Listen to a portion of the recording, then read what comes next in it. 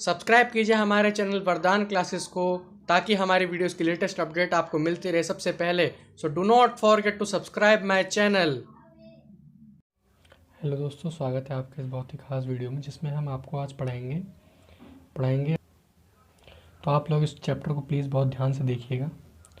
देखिए, periodic classification of elements ये chapter का नाम है, ठीक है। तो इसमें लिखा हुआ है, in class 11 we have learn that matter around us is present in the form of elements, compounds and mixture. यानी कि पीरियोडिक क्लासिफिकेशन ऑफ एलिमेंट्स हमारे कहने का मतलब है कि आप लोग जो कोई भी चीज़ें हैं आप लोग उनको क्लासीफाई करके रखते हैं। क्लासीफाई करके क्यों रखते हैं? ताकि आपको समय पे वो चीज़ मिल सके, ठीक है। जैसे कि आप लोग यहाँ देख सकते हैं, making order out of chaos early attempts at classification of elements. आप लोग जैसे कि यहाँ पे देख सकते हैं, ये लोग सारी चीज़ें एक साथ इकट्ठा करके रख रहे हैं, ठीक है। Imagine you and your friends have found pieces of an old map, और अलग अलग पीसेस आपने फाउंड किए और उनको फिर आप एक साथ जोड़ दीजिए, तो उस तरीके से आप उसको बना सकते हैं, ठीक है। तो आप लोग पीरियोडिक क्लासिफिकेशन ऑफ एलिमेंट कर सकते हैं।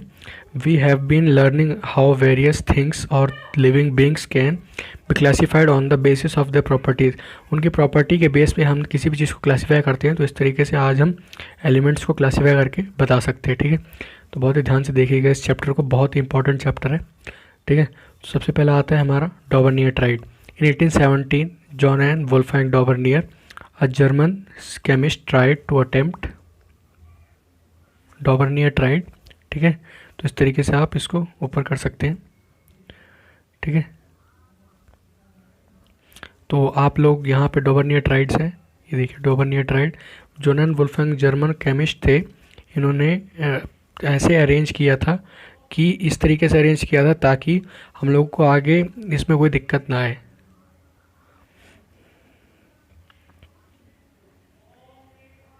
आप लोग यहाँ देख सकते हैं कि इन्होंने जो ट्राइड्स बनाए थे, ये देखिए इनके 3 ट्राइड्स थे।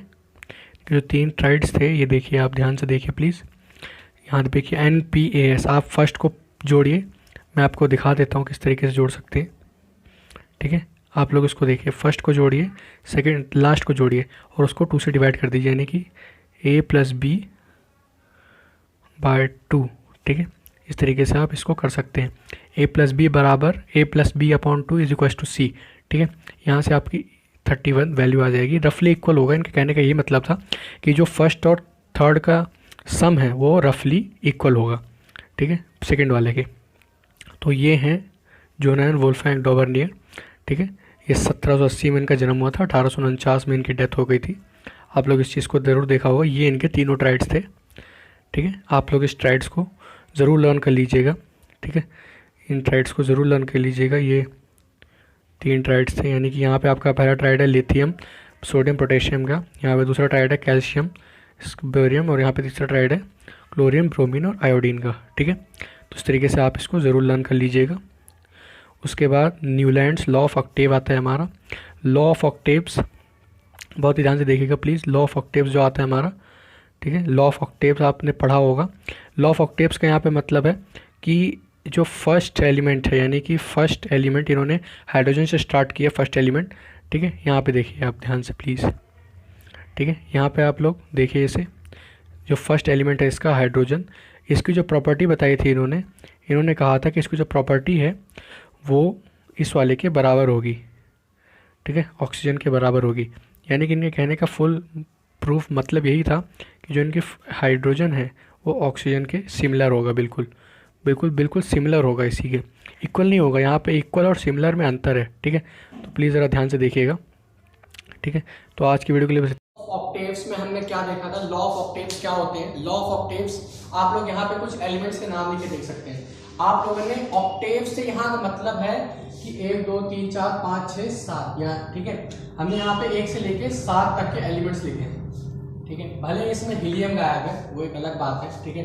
वैसे यहाँ हीलियम आना चाहिए, हाइड्रोजन और हीलियम, ठीक है, 1 से लेके 8 तक। तो एक न्यूलैंड नाम के साइंटिस्ट थे, ठीक है, न्यूलैंड नाम था उनका, ठीक है, न्यूलैंड। उन्होंने क्या कहा, जब डॉबरनियर के ट्राइड्स के ड्रॉबैक हो गए, यानी कि उसको नहीं माना गया, तो इनके कहने का ये मतलब आया सीधा, इनके कहने का यही मतलब था कि आप लोगों ने जो सा रे गा मा पा धा नी, ठीक है, ये 7 जो है, और जो लास्ट में फिर से सा आ जाता है।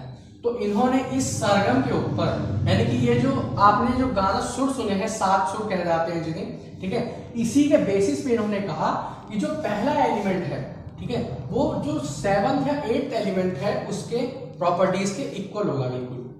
यानी कि इनके कहने का मतलब जो हाइड्रोजन की प्रॉपर्टीज हैं वो ऑक्सीजन से मिलेंगी, ठीक है, यानी कि हाइड्रोजन बराबर ऑक्सीजन। मैं आपको फिर एक चीज बताना चाहूंगा कि मिलने से यहाँ मतलब सिमिलैरिटी से है, इक्वालिटी से नहीं है। ये नहीं कि आप यहाँ पे 1 बराबर 1 कर दें, आपने सिमिलर और कॉन्ग्रुएंट ट्रायंगल जरूर पढ़े होंगे, ठीक है। तो सिमिलर का मतलब होता है दिखता भली वैसे है लेकिन वैसा है नहीं, ठीक है। तो इनके कहने का ये मतलब था कि सिमिलर होंगे, लेकिन इनकी एक छोटी सी अचीवमेंट थी कि इन्होंने बताया तो, ठीक है, ये सिर्फ और सिर्फ 20 एलिमेंट्स तक डिफाइन कर पाए थे। ये इनकी छोटी सी अचीवमेंट थी कि इन्होंने 20 एलिमेंट्स तक डिफाइन किए, और यही इनका ड्रॉबैक भी था। इनका ड्रॉबैक क्या था कि इन्होंने सिर्फ और सिर्फ 20 एलिमेंट्स तक ही बताया, जिसको 20 एलिमेंट आप लोग जानते होंगे, कैल्शियम को कहते हैं 20th एलिमेंट, ठीक है। मैं आपको बता दूं कि स्टार्टिंग के जितने भी 3 साइंटिस्ट थे, ठीक है, डॉबरनियर, न्यूलैंड, और अगला जो मैं बताऊंगा अभी, वो थोड़ा सस्पेंस बनाना चाहिए ना, पढ़ाई के बीच में अगर सस्पेंस ना हो तो मजा नहीं आता, ठीक है।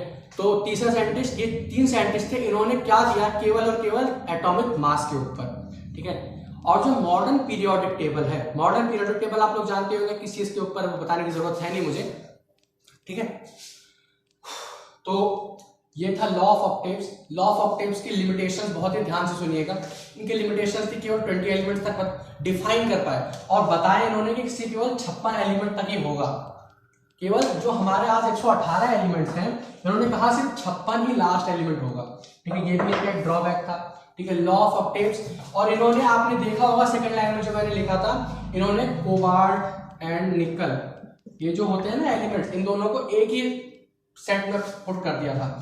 जैसे आपने पीरियोडिक टेबल में देखा होगा ना, हर एक का अपना अपना शेल होता है, तो इन्होंने 2 एलिमेंट्स को एक शेल के अंदर पुट कर दिया था। ये इनका सबसे बड़ा ड्रॉबैक था कि इन्होंने सोचा कि इन दोनों की प्रॉपर्टी बिल्कुल सेम होगी, कोबाल्ट और निकल की प्रॉपर्टी बिल्कुल सेम होगी, ठीक है, इन्होंने यही सोचा, ठीक है। तो ये इनकी कुछ लिमिटेशंस थी, ड्रॉबैक थे, ठीक है। आप लोग, मैं आपको बता दूं कि इन तीनों साइंटिस्ट के, जो भी तीसरा साइंटिस्ट अभी मैं बताऊंगा आपको कौन है, ठीक है, इन तीनों साइंटिस्ट की अचीवमेंट और लिमिटेशन, वैसे स्टार्टिंग में 2 की कोई अचीवमेंट थी नहीं, लिमिटेशन थी, वो आप जरूर देख लीजिएगा, क्योंकि एक साइंटिस्ट की लिमिटेशन बोर्ड एग्जाम में जरूर आते लिखने को, इसलिए जरूर याद कर लीजिएगा, ठीक है। अब हम एक father of periodic table, not modern periodic table, ठीक है, हम अब बात करेंगे फादर ऑफ पीरियोडिक टेबल, ठीक है, पीरियोडिक टेबल। आप लोगों में से बहुत से लोगों को इसका नाम पता होगा, बहुत से लोगों को नहीं पता होगा, तो मैं आपको बता दूं, फादर ऑफ पीरियोडिक टेबल कहते हैं डिमित्री मेंडलीफ को, ठीक है, डिमित्री मेंडलीफ को, ठीक है, स्पेलिंग जो भी हो, ठीक है, डिमित्री मेंडलीव, इन्होंने सबसे पहली पीरियोडिक टेबल दी थी, ठीक है, सबसे पहली पीरियोडिक टेबल, इन्होंने सबसे पहली पीरियोडिक टेबल दी थी। तो हमारी जो मेंडलीव की पीरियोडिक टेबल थी, ठीक है, मेंडलीव की पीरियोडिक टेबल्स की जो अचीवमेंट है, ठीक है, अचीवमेंट्स बहुत ही ध्यान से सुनिएगा, ठीक है। अचीवमेंट्स क्या थी कि इन्होंने प्रिडिक्ट की थी, आप लोग सोच सकते हैं कि जो अभी तक डिस्कवर भी नहीं हुआ, ठीक है, जो अभी तक डिस्कवर भी नहीं हुआ उसकी प्रॉपर्टीज की इन्होंने प्रिडिक्शन की थी, और वो प्रिडिक्शन एकदम 100% सटीक बैठी थी, ठीक है। मैं आपको बता दूं कि आप लोगों ने अगर इनकी टेबल को देखा हो तो आपको कुछ समझ नहीं आया होगा, ठीक है, क्योंकि इन्होंने एटॉमिक मास के ऊपर अपनी टेबल दी थी, ठीक है, जैसे कि मैंने आपको बताया था कि 3 साइंटिस्ट थे जिन्होंने एटॉमिक मास के ऊपर दी थी। चौथे जो हेनरी मॉजले थे, इन्हें father of modern periodic table कहा जाता है, ठीक है, मॉडर्न पीरियोडिक टेबल। और वैसे असली फादर तो यही थे, ठीक है, फादर से यहाँ मेरा मतलब पिता नहीं है, पिता तो एक अलग बात है, ठीक है। इन्होंने सबसे पहली पीरियोडिक टेबल बनाई थी, ठीक है, इनके में 8 ग्रुप्स थे और 7 कॉलम थे, ठीक है, जैसा कि मॉडर्न पीरियोडिक टेबल में 18 ग्रुप है और 7 रोज है, ठीक है, 18 कॉलम और 7 ग्रुप, माफ कीजिएगा 18 ग्रुप्स और 7 कॉलम्स है, ठीक है। तो इन्होंने एटॉमिक मास के ऊपर दी थी अपनी टेबल, एटॉमिक मास के ऊपर दी थी, और इनकी जितनी भी प्रेडिक्शंस थी वो सटीक बैठी थी। लेकिन इनके कुछ ड्रॉबैक्स रहे, इनकी इतनी बड़ी अचीवमेंट के बाद भी इनके कुछ ड्रॉबैक्स रहे। क्या? ड्रॉबैक्स ये थे कि इन्होंने ज़्यादा एलिमेंट्स नहीं डिफाइन किए, ठीक है, ये ड्रॉबैक था इनका। दूसरा ड्रॉबैक था इनका कि इन्होंने जो भी आपको टेबल बताया, टेबल में इन्होंने हाइड्राइड्स और हाइड्राइड्स के फॉर्म में दिए थे, हाइड्राइड्स और हाइड्राइड्स के फॉर्म में, ठीक है। तो इनकी ये थोड़ी दिक्कत हो गई कि ये हाइड्रोजन था ना, फर्स्ट एलिमेंट को ये डिफाइन नहीं कर पाए थे। इनकी सबसे बड़ी ड्रॉबैक यही था। इनकी अचीवमेंट को ना देखते हुए लोगों ने इनके ड्रॉबैक को देखा। ये दुनिया ही ऐसी है कि लोगों की अचीवमेंट नहीं देखती, उसको कैसे नीचे गिराना है पैर पकड़ के, यही काम करती है, ठीक है। तो आप लोग, ठीक है, इनके जो लिमिटेशंस छोड़ के आप उनके अचीवमेंट जरूर पढ़ लीजिएगा, क्योंकि इनके अचीवमेंट्स बहुत ही अच्छे हैं। इन्होंने जो प्रिडिक्शन, सबसे अच्छा इनका जो लिमिटेशन, जो इनका अचीवमेंट थी, इन्होंने जो प्रिडिक्ट किया था ना, इसी की वजह से इनको father of modern periodic table का खिताब मिला। इनको 1906 में नोबेल प्राइज भी मिला था इसी की वजह से, ठीक है, 1906 में। आप लोगों को मैं बता दूं कि 1900 में स्टार्ट हुआ था और मेरे ख्याल से शायद इनको दूसरा या तीसरा नोबेल प्राइज मिला था, ठीक है। जो जब स्टार्ट हुआ था तो हर साल बढ़ते थे, तो इनको तीसरा चौथा प्राइज मिला था, ठीक है। तो इनके नाम पे एक ये भी वर्ल्ड रिकॉर्ड है, ठीक। तो 1906 में इनको मिला था। तो इनकी अचीवमेंट्स आपने देखी, ड्रॉबैक्स आपने पढ़े। मैं इनके ड्रॉबैक्स की जो लिंक है आपको डिस्क्रिप्शन बॉक्स में दे दूंगा, लिमिटेशंस की भी दे दूंगा। इनके जितने भी ड्रॉबैक हैं और लिमिटेशंस हैं, उनका हैंड रिटन पीडीएफ नोट्स मैं आपको अपने डिस्क्रिप्शन बॉक्स में दे दूंगा, आपने जाकर जरूर देख लीजिएगा, ठीक है। तो अब हम आपको बताएं, तो आप लोग ये देखिए बहुत ध्यान से, ठीक है। Making order out of Charles the modern periodic table, ठीक है। हेनरी मॉजले नाम के एक साइंटिस्ट थे जिन्होंने पहली पीरियोडिक टेबल बनाई थी, ठीक है। तो इन्होंने हेनरी मॉजले नाम के एक साइंटिस्ट थे जिन्होंने पहली पीरियोडिक टेबल बनाई थी, ठीक है। तो इनके कहने का यही मतलब था कि ये देखिए, showed that the name atomic number, इन्होंने एटॉमिक नंबर के ऊपर बनाई थी। एटॉमिक नंबर का जो सिंबल होता है जेड से रिप्रेजेंट करते हैं, ये देखिए जेड लिखा हुआ है, जेड से रिप्रेजेंट करते हैं, यहाँ पे जेड लिखा हुआ है, आप लोग देख सकते हैं, ठीक है। हम लोग जेड से रिप्रेजेंट करते हैं एटॉमिक नंबर को, ठीक है। मेंडलीव पीरियोडिक टेबल जो थी वो एटॉमिक मास पे थी, जबकि हेनरी मॉजली, यहाँ पे आप लोग देख सकते हैं नाम हेनरी मॉजली का लिखा हुआ है, हेनरी, इनको कहा जाता है father of modern periodic table, ठीक है। इन्होंने ही पहली पीरियोडिक टेबल बनाई थी केवल उनके एटॉमिक नंबर्स के ऊपर, उन्होंने नंबर्स के ऊपर डिफाइन किया था, ठीक है। और उन्होंने उनके न्यूक्लियस, उनके अंदर एलिमेंट्स, प्रोटॉन्स वगैरह सबको डिफाइन करके बताया था। तो आप लोग अभी इस टेबल को देखिए, ठीक है, इस टेबल को देखिए। इस टेबल में आप लोग देख सकते हैं जिगजैग लाइन, ये जिगजैग लाइन जो है ना आपकी, ये इसको डिफाइन करती है। आप लोग देखिए, इसको बहुत ध्यान से देखिएगा। इसमें ये जितना भी है ना, ये ग्रीन कलर का जितना भी है, ये जितना भी है सारा कुछ, ये सारे के सारे आपके मेटल्स हैं, ठीक है। ये जितना भी आपको दिख रहा है, ये यहाँ से ये इतना जितना भी है सारा मेटल्स हैं। ये जो लेंथेनॉइड और एक्टिनॉइड्स है ना, ये सारे आपको ये सारे मेटल्स हैं, यानी लगभग 75%, ठीक है, 75% जितना भी है सारे के सारे मेटल्स हैं, ठीक है। इधर आप लोग ये देख सकते हैं, ये जो जिगजैग लाइन जा रही है, ये सारे नॉन मेटालॉइड्स हैं, ठीक है। मेटालॉइड्स में कुछ इनमें से जैसे बोरोन, आप लोग जैसे कि बोरोन देख सकते हैं, ठीक है, बोरोन हो गया, यहाँ पे देखिए आप लोग, बोरोन हो गया, सिलिकॉन हो गया, आर्सेनिक हो गया और टेलीरियम हो गया। ये चारों रूम टेम्परेचर पर लिक्विड पाए जाते हैं और ये मेटालॉइड्स हैं ये सारे, ठीक है। जर्मेनियम, और ये आप लोग यहाँ पे इनके नाम ध्यान से पढ़ लीजिए, एंटीमनी और पोलोसियम, ये जितने भी हैं ये सारे मेटालॉइड्स हैं।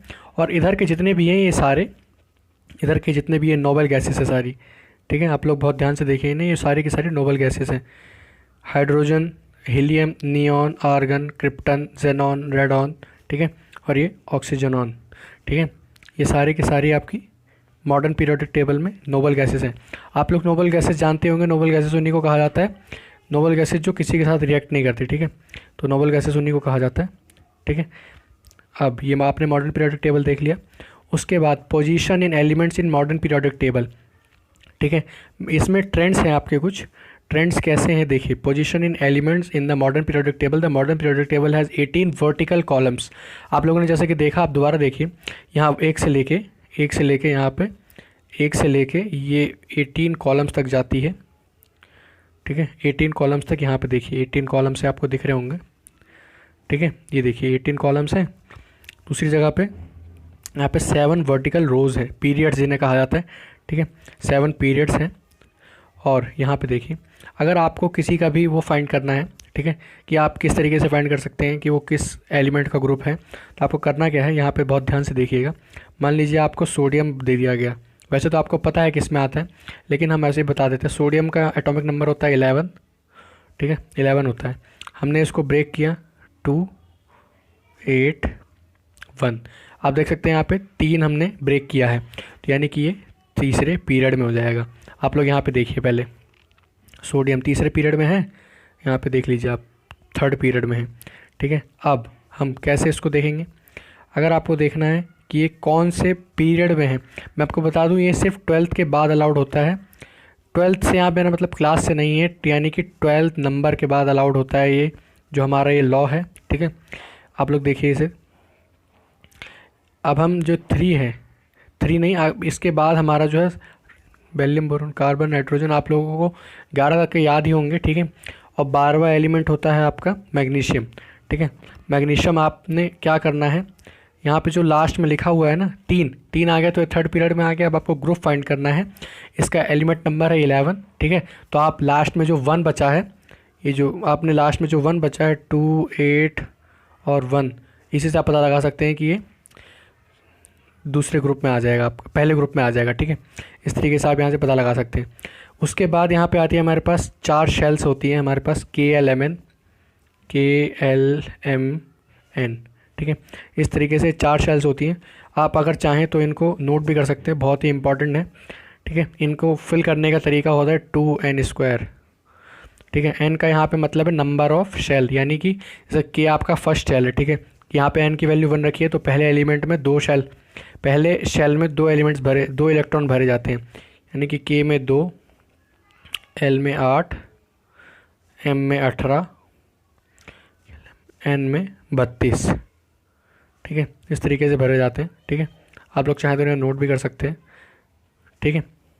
फिर इस तरीके से अब यहाँ पे trends in modern periodic table, atomic size का क्या ट्रेंड है, एटॉमिक नंबर्स का क्या ट्रेंड है, आप लोग इसको ध्यान से देखिए प्लीज़, ठीक है। ये देखिए एटॉमिक साइज़, तो term atomic size refers the radius of atom, the size, देखिए यहाँ पे 37 पिकोमीटर दे रखा है, यानी 1 pm = 10⁻⁻12 मीटर, यानी कि ये एक एलिमेंट का रेडियस हमें यहाँ पे दे रखा है, ठीक है।